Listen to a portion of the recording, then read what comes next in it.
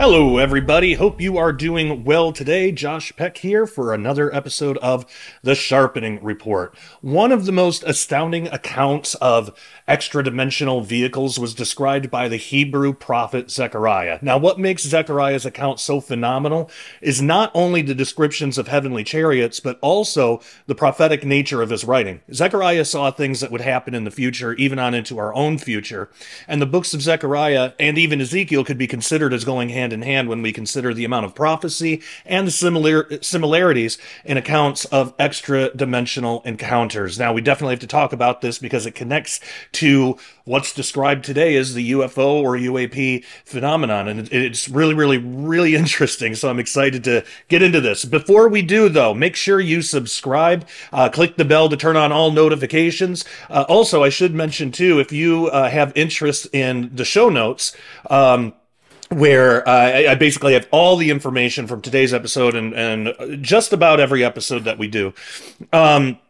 Then you can get that in a couple different ways. You can go to dailyrenegade.com and become a member. You'll also get this full video, not just the first half. I put the first half up on YouTube and Rumble and X and places like that. And then the full version is available at dailyrenegade.com.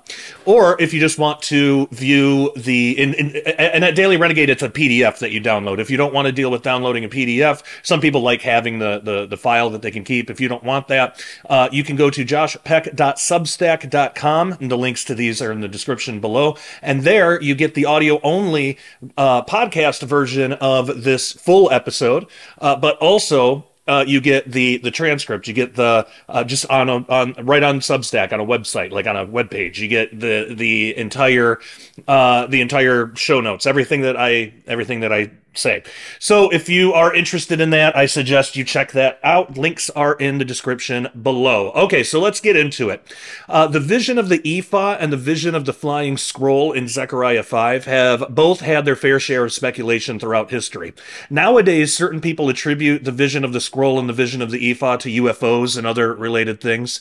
Now, while I personally may not see evidence to support the idea of the flying scroll representing a type of UFO or chariot, I do see, and we will talk about that later in the video, I do see possible scriptural evidence for that conclusion in the vision of the Ephah. So we're going to take this vision a bit out of order, and instead of starting with the flying scroll, we're going to start with the Ephah. So in Zechariah 5, you first get the prophecy of the vision of the flying scroll, then you get the Ephah after that. We're going to flip that. We're going to talk about the Ephah first, then we'll talk about the flying scroll later.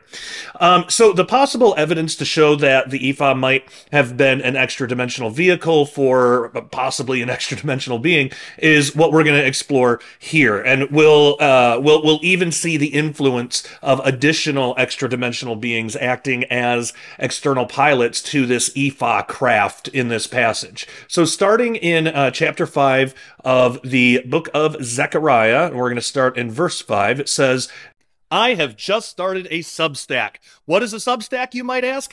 It is a place that contains early access to audio-only podcast versions of full Daily Renegade videos, plus my personal blog, which includes original articles, show notes, interview transcripts, and so much more. This is the only place to get this amazing resource, and it is not available to the general public. Adding a subscription to my Substack to your Daily Renegade membership will ensure that you have full access to every format of everything that I do. So head on over to joshpeck.substack.com or click on the link in the description below to join up now for only $5 a month or $50 a year. And if you can do it, I suggest doing the $50 a year because it's cheaper in the long run, and essentially you get 2 months for free. So I cannot wait to see you there. Take care and God bless. Then the angel that talked with me went forth and said unto me, Lift up now thine eyes, and see what is this that goeth forth. And I said, What is it? He said, This is an ephah that goeth forth. He said, Moreover, this is their resemblance through all the earth. And behold, there was lifted up a talent of lead, and this is a woman that sitteth in the midst of the ephah. And he said, "This is wickedness." And he cast it into the midst of the ephah, and he cast the weight of lead upon the mouth thereof. Then lifted I up mine eyes and looked, and behold, there came out two women, and the wind was in their wings, for they had wings like the wings of a stork, and they lifted up the ephah between the earth and the heaven. Then said I to the angel that talked with me, Whither do these bear the ephah? And he said unto me, To build it an house in the land of Shinar, and it shall be established and set there upon her own base. All right, lot to go through here. So verses 5 and 6 give us the basic setup of the vision. Zechariah sees an ephah moving through the sky, and he is told that that this is their resemblance through all the earth. Now, if you don't know what an ephah looks like, I'll put a picture of it right here. And immediately when you see that, what does that look like? So again, we'll get a little bit more into what an ephah is, but I wanted you, it's like a unit of measurement, but I wanted you to at least see it so you can kind of get what I'm getting after here. So again, Zechariah sees the ephah moving through the sky, and he's told that this is their resemblance through all the earth. Now, a very interesting thing to note is the word used for resemblance. That can also just as easily mean eye, E-Y-E, eye. And even some noted theologians have thought this to be the case. So if this is referring to eye instead of resemblance, now that adds a whole new dimension to the passage. So some have attributed this to depictions of the all-seeing eye connected to the Illuminati. Others would take this back to the idea of Satan and his eye, whose establishment is destroyed by the hand of God. And this is actually the message that's found when we consider the meanings of each Hebrew letter that make up the name of Yeshua, Jesus. So each letter has its own unique meaning. When you have a Hebrew word, there is contained the meaning of the word, but also the meaning of each letter that makes up the word to add further insight. And the Hebrew name for Jesus is Yeshua, which is made up of the Hebrew letters Yod, Shin, Vav, and Ayin. Yod means hand, Shin means destroy, Vav means establishment, and Ayin means eye. And this can be shown further in Scripture. 1 John 3:8 says, He that committeth sin is of the devil, for the devil sinneth from the beginning. For this purpose the Son of God was manifested, that he might destroy the works of the devil. So, also an interesting thing to note, the word for resemblance is that same Hebrew word/letter ayin, the last letter in the Hebrew name of Jesus, meaning eye. So if this ephah is their eye instead of their resemblance, then we have something very interesting. While there is plural, eye is singular. So this would mean that whatever the ephah represents, they share a single eye of sorts. This could be the establishment of the eye of the enemy that Jesus is to destroy. Again, those letters in Jesus' name, you have in his name hand, destroy, establishment, and eye. So, now, in considering what the ephah might represent, we discover that the text is not completely clear who is being referred to as there. So the most accepted answer is there is referring to the sinners back in the vision of the scroll that we'll look at a little later. This conclusion is reached by going backwards through the term from there to discover the subject. Normally, the first subject that can fit is the correct one. But here, it's a little difficult to know for sure because we're within a completely new vision. So within this vision, the only subject that has been addressed is the ephah itself. So if there is referring to the ephah, then it would seem to say there are multiple objects throughout the earth that resemble this ephah. If there is referring to the sinners in the previous vision, then the spiritual or metaphorical resemblance of the sinners is that of the ephah. And that is, of course, if we're going to go with the resemblance translation instead of the eye translation. But either way, there is a cryptic meaning that seems to point to the same thing. All we need to discover is what an ephah actually is. So, no one gets into full-time ministry to make money. At least no one should. Given that, Daily Renegade accepts donations from those who care to help keep us going. Now, because Daily Renegade does not want to be told by the government what we can and can't say, we're not 501c3, so your donations are not tax deductible, but that's not why you're giving anyway, to get something back for yourself. Speaking of which, we here are never going to promise that if you donate, God will reward you with even more financial success. We're not about making promises for God here. But what I can promise is your donations are very much appreciated and help the continuation of everything we do here at Daily Renegade to reach the world with the truth of the Bible. Also, as many of you know, my son Nathan has had some very serious medical issues that we are treating with good, all-natural and holistic remedies. But of course, those are very expensive and are not covered by insurance, so your donations help go towards his health care as well. If you can't afford to donate, you can always donate your time in prayer, which is far more valuable anyway, let's be serious. So pray for our wisdom, pray for God's guidance for us, and that we never lose focus on what's really important, which is using Daily Renegade as a light of truth that the world so desperately needs right now, especially in these times. As always, thank you so much for your generosity, and I pray God blesses you greatly. The word Ephah comes from the Hebrew word Ephah, meaning a dry measure of quantity equal to 3 seahs, 10 omers, the same as the liquid measure bath, about 9 imperial gallons. Rabbinical writings give sizes of 1/2 this amount. The receptacle for measuring or holding that amount, that's the other one. So we can think of this like in terms of a cup or a gallon, you know, much how we would have a cup of flour or a gallon of milk. The same principle can be applied to Ephah, to the Ephah. The cup of flour is in reference to the measurement and the container. The same goes for the gallon of milk. It's measured as a gallon of milk, but it's also a gallon of milk. The container is the gallon. The gallon of milk is contained in a gallon. So it seems to be what's expressed with the word Ephah. It's the same name of the measurement and of the container.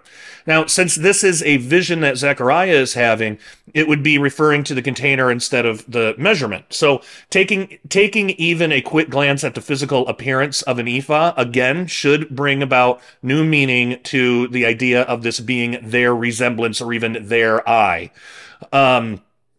You know, people see these UFOs all over the place. If it is their eye, is this how they're watching us? You know, are these fallen watchers and they're still doing their job-ish, but they're doing it for evil purposes now? Is this what's going on? Now, if it's meant to be their resemblance and is referring to the ephah itself, well, again, what does the ephah resemble? The striking resemblance of the ephah to many of the there's a striking resemblance, of the ephah to many of the UFOs that are being witnessed and reported today, and that just stands out immediately. If it is meant as their resemblance, and it's referring back to the sinners of the flying scroll vision, then the more spiritual or metaphoric resemblance would be addressed. What do the pilots of these certain chariots promulgate?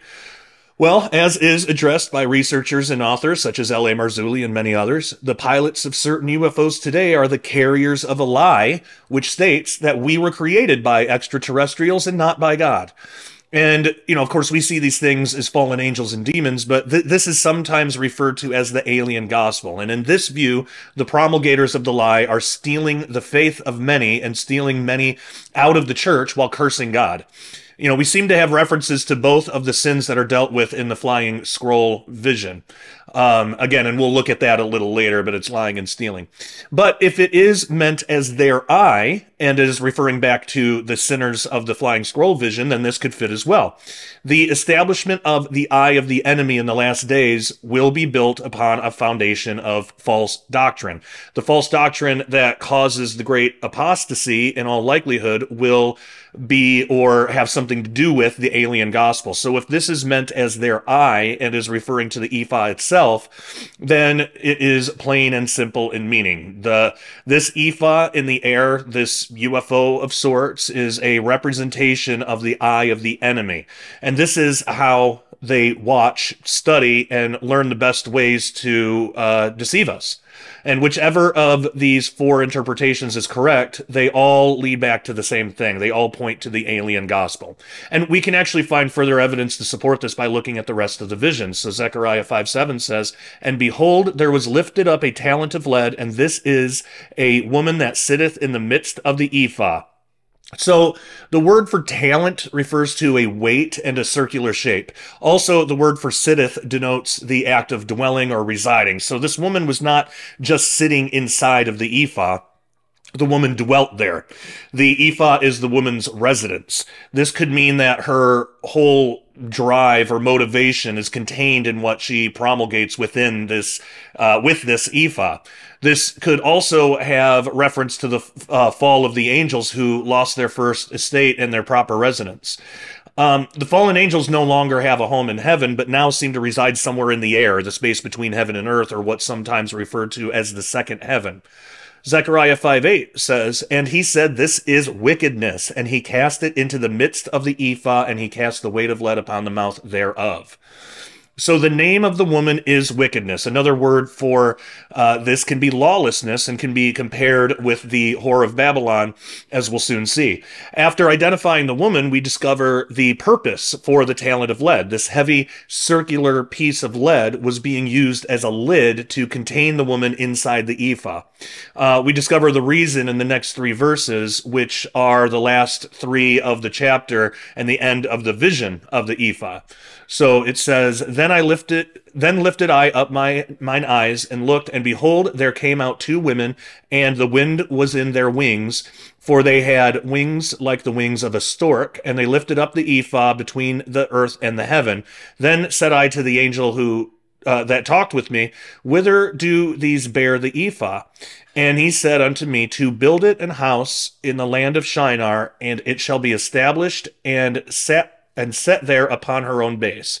That's Zechariah 5:9-11. So there's a lot to look at here. First, we discover what we can about the two women with the wings of storks. What is first interesting to note is these spiritual beings lifted the ephah between the earth and the heaven. So I would suggest this is representing where the fallen angels reside.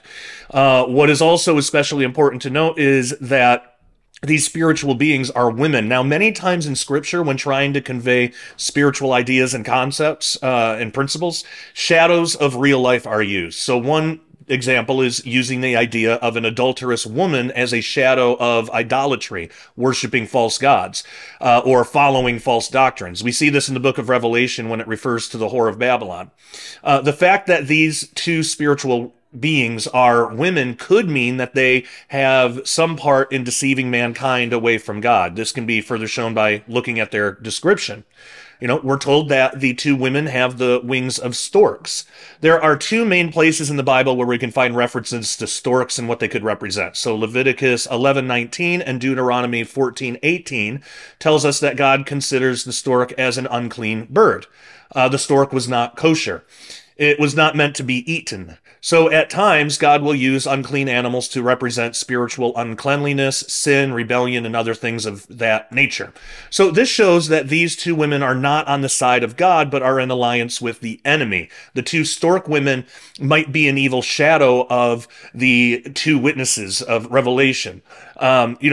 In the Bible, a common pattern seems to be that for everything God has, Satan has an evil and inferior duplicate or shadow.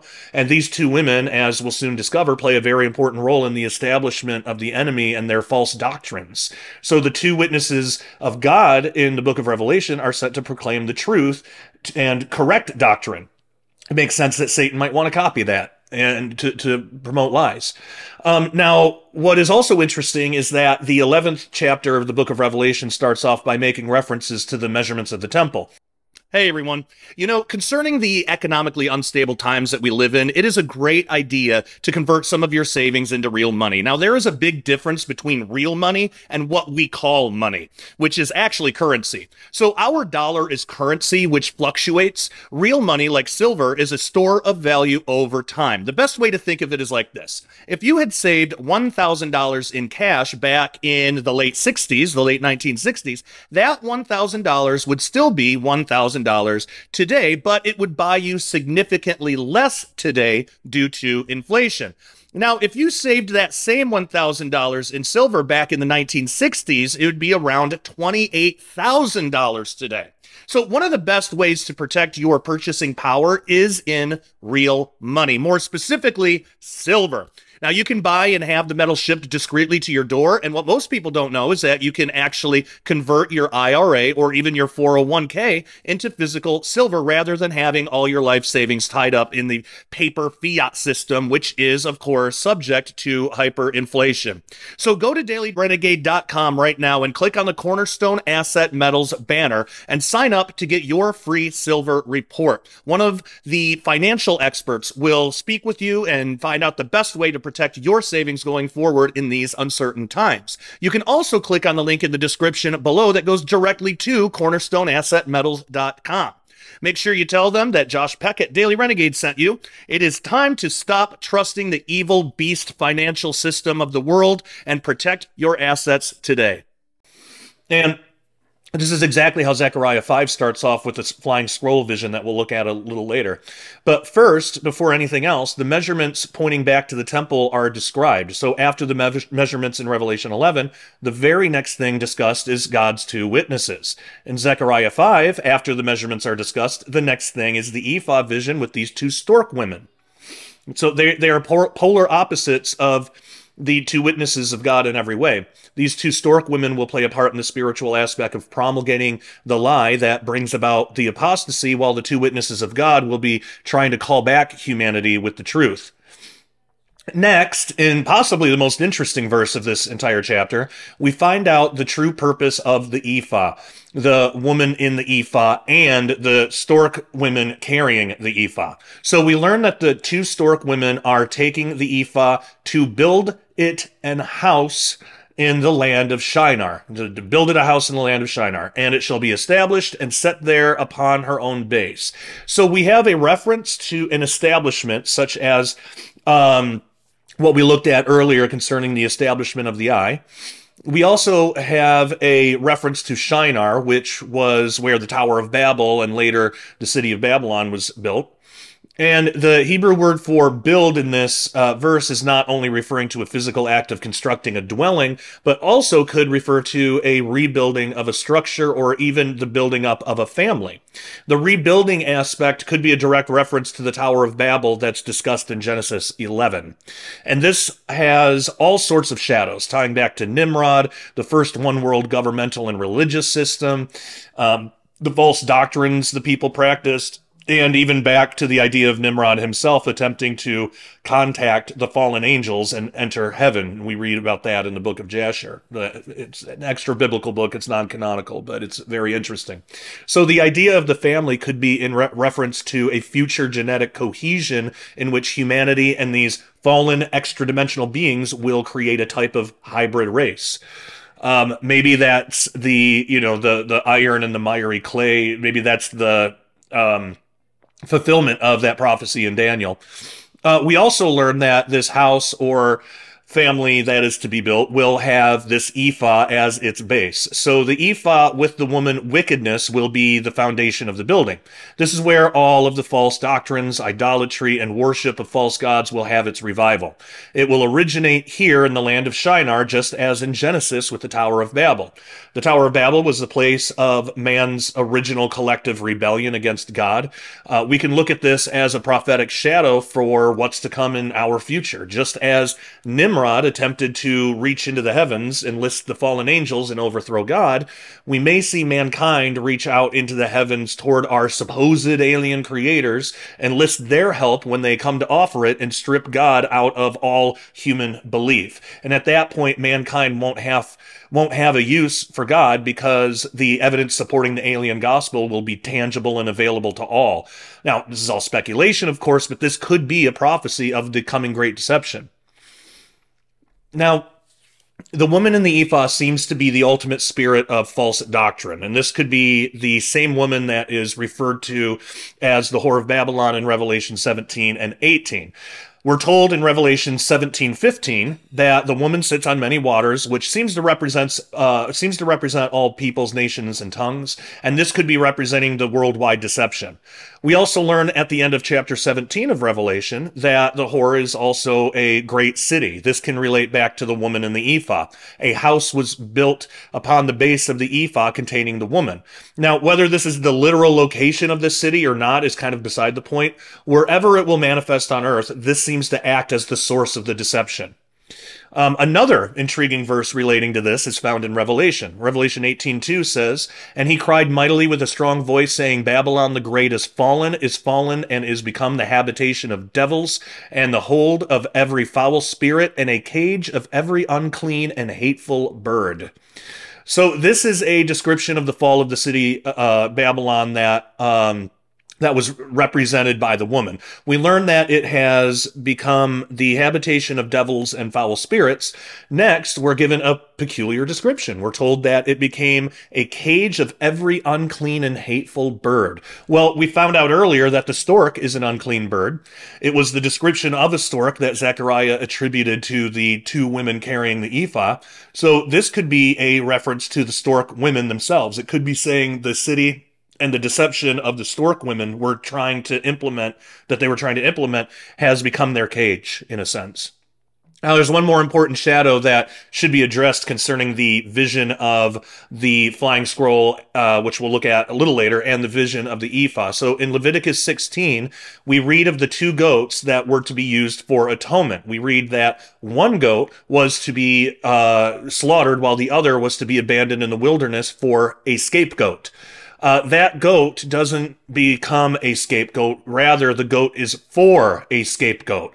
Now, what's really interesting is that the word scapegoat, as used here, actually comes from the Hebrew word Azazel, which is a name that comes from the book of Enoch. Azazel was one of the 200 watcher angels that fell from heaven to mate with human women.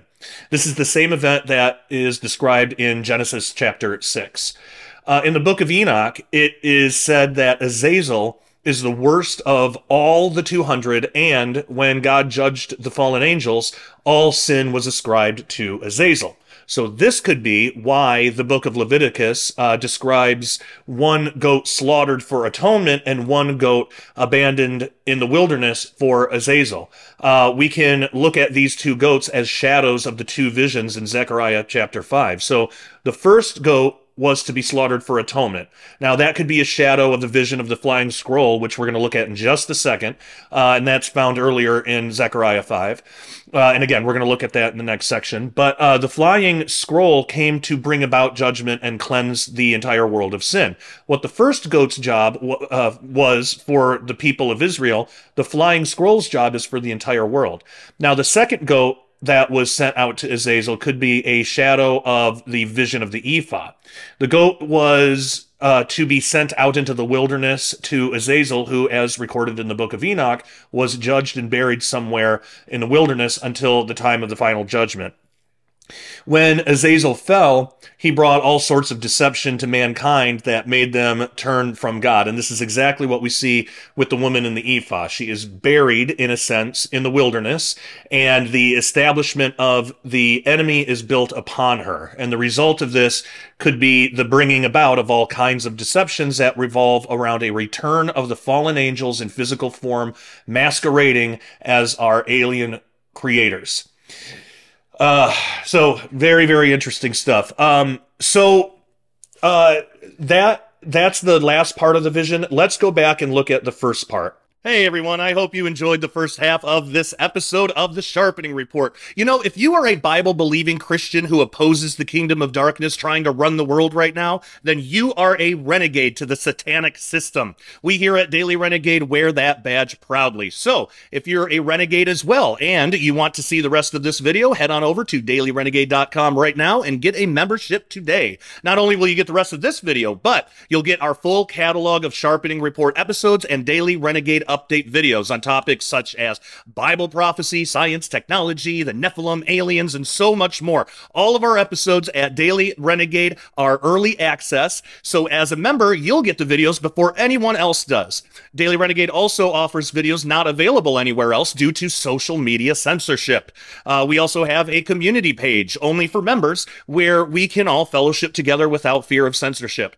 It's basically the best of Facebook and YouTube rolled into one without any of the garbage. Memberships are only $10 a month or $100 a year, and if you can do it, I suggest getting the $100 a year because it's cheaper in the long run, and essentially you get 2 months for free that way. So come join our family of renegades at dailyrenegade.com right now. The link is in the description below, and we'll see you there.